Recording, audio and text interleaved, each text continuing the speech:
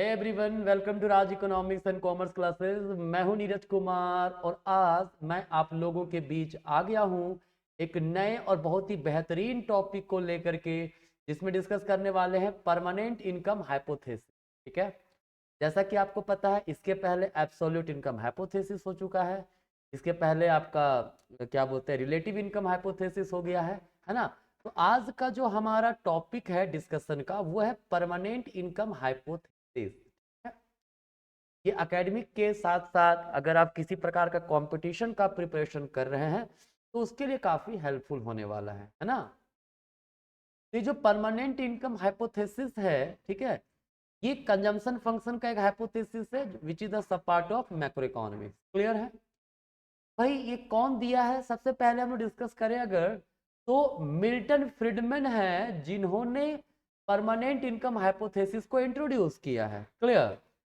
जिस तरह से डूसनबरी ने जो रिलेटिव इनकम हाइपोथेसिस दिया था, सेम उसी प्रकार से फ्रीडमैन ने भी अपने हाइपोथेसिस में ये बताया consumption and income are proportional. क्या है? कंजम्पशन और इनकम के बीच जो रिलेशन है वो कैसा रिलेशन है? प्रोपोर्शनल रिलेशन है, मतलब सेम डायरेक्शन में चेंजेस होगा, मतलब सेम रेट से चेंजेस होगा। ठीक है, अब कहता है लेकिन फ्रीडमैन कहाँ अलग हो गए? कहता है according to Friedman consumption depends neither on absolute income. जिस प्रकार से केन्स ने कहा था कि कंजम्पशन जो होता है वो एब्सोल्यूट इनकम पे डिपेंड करता है, तो फ्रीडमैन कहते हैं कि कंजम्पशन ना तो एब्सोल्यूट इनकम पे डिपेंड करता है, ठीक है, ना ही ये रिलेटिव इनकम पे डिपेंड करता है। ना तो फिर किस पे? रिलेटिव इनकम पे, मतलब सोसाइटी के वगैरह के इनकम पे भी डिपेंड नहीं करता है। ठीक है, किस पे डिपेंड करता है फिर? ये डिपेंड करता है परमानेंट इनकम पे। परमानेंट की इनकम क्या होता है भाई? Future expected income. जो हमारा फ्यूचर का एक्सपेक्टेड इनकम है उस पे डिपेंड करेगा क्या?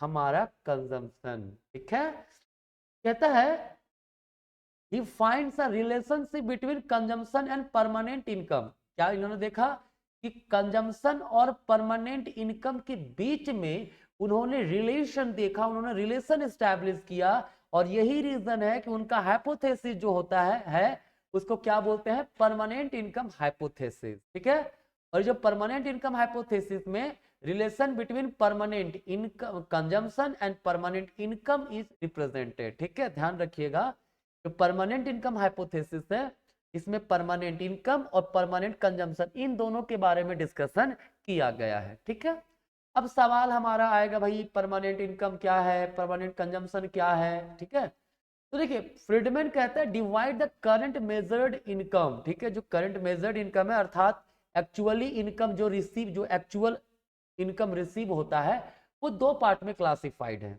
कौन कौन? एक है परमानेंट इनकम, ठीक है, जिसको वाईपी से डिनोट करते हैं, और एक है ट्रांजिटरी इनकम जिसको वाईटी से रिप्रेजेंट करते हैं। ठीक है, तो इन्होंने कहा कि जो हमारा टोटल इनकम होगा वो क्या होगा? YP plus YT. क्या होगा? YP plus YT. तो भाई यहाँ वाईपी का मतलब क्या है? परमानेंट इनकम है, तो परमानेंट इनकम का मतलब होता है the mean income determined by expected और anticipated income to be received over a long period of time, है ना। मतलब एक्सपेक्टेड इनकम क्या है? Future expected income. Anticipated income क्या है? रिसीव करना कितना आशा है कि इतना रिसीव करेंगे, वो हमारा परमानेंट इनकम होता है। ठीक है, मतलब हमारी जो आशा है, जो फ्यूचर का एक्सपेक्टेशन है, वो परमानेंट इनकम होगा। क्लियर? और ट्रांजिटरी इनकम क्या होता है? जो अनएक्सपेक्टेड इनकम, अनएंटिसिपेटेड इनकम होता है, जैसे विंडफॉल गेन हो गया, है ना, जैसे लॉटरी आप जीत गए तो लॉटरी से जो अर्निंग आपका हुआ वो हो गया वाईटी। ठीक है, तो इनकम दो पार्ट में, कौन कौन? परमानेंट इनकम और ट्रांजिटरी इनकम। ठीक है ना। चलिए, अब क्या है भाई? अब कहता है इसके बाद अगर हम लोग उसी प्रकार से देखें तो कंजम्पशन को भी इन्होंने दो कैटेगरी में बांटा। किस किस में? परमानेंट कंजम्पशन और ट्रांजिटरी कंजम्पशन। ठीक है, परमानेंट कंजम्पशन जिसका मतलब हुआ एक्सपेक्टेड फ्यूचर कंजम्पशन, और ट्रांजिटरी कंजम्पशन का मतलब अनएक्सपेक्टेड फ्यूचर कंजम्पशन। तो हम लोग कह सकते हैं सी बराबर क्या होगा? सीपी प्लस सीटी। ठीक है, यहां तक तो क्लियर हो गया। पहले क्या है? परमानेंट इनकम हाइपोथेसिस क्या कहा? सिंपली कहा कि जो हमारा कंजम्पशन होता है वो neither depend upon absolute income nor on relative income, बल्कि किस पे डिपेंड करता है, परमानेंट इनकम पे। परमानेंट इनकम का मतलब क्या हुआ, फ्यूचर एक्सपेक्टेड इनकम, ठीक है। उसी प्रकार से मैंने देखा कि इनकम के भी दो कैटेगरी है, परमानेंट इनकम और ट्रांजिटरी इनकम। कंजम्पशन के भी दो कॉन्सेप्ट है, परमानेंट कंजम्पशन और ट्रांजिटरी कंजम्पशन, ठीक है।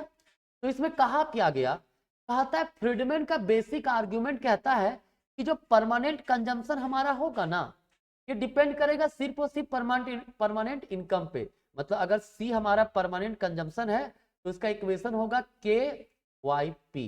मतलब जो हमारा टोटल कंजम्पशन है वो डिपेंड किस पे करेगा, परमानेंट इनकम पे डिपेंड करेगा। यहाँ पे के कांस्टेंट है, फ्रैक्शन है, ठीक है, कि परमानेंट इनकम का कितना पार्ट हम लोग कंज्यूम कर रहे हैं, that is APC and MPC. ये क्या है, एपीसी एमपीसी है, ठीक है। मतलब एपीसी एमपीसी दोनों को बराबर बोला गया है, ठीक है।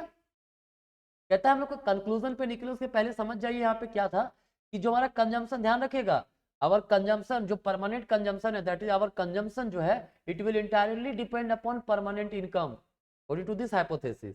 किस बेसिस पे, कहता है फ्रीडमैन अज्यूम करते हैं that there is no correlation between Y P and YT.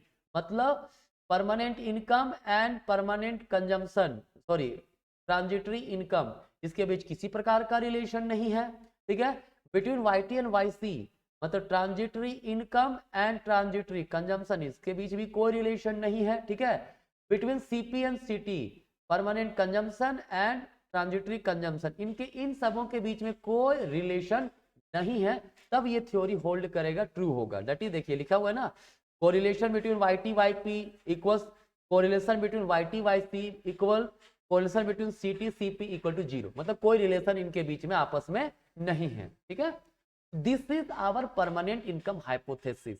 Clear, simple सा funda, our present consumption will depend upon permanent income, जो कि एक्सपेक्टेड इनकम होता है, फ्यूचर एक्सपेक्टेड इनकम होता है। क्लियर है, मुझे उम्मीद है ये काफी इजी आपको लगा होगा। लेकिन इसके पहले अगर आप एब्सोल्यूट इनकम हाइपोथेसिस और इसके अलावे जो रिलेटिव इनकम हाइपोथेसिस है वो नहीं देखे तो जाके पहले उससे देख लीजिए, ये आपके लिए काफी हेल्पफुल रहेगा, ठीक है।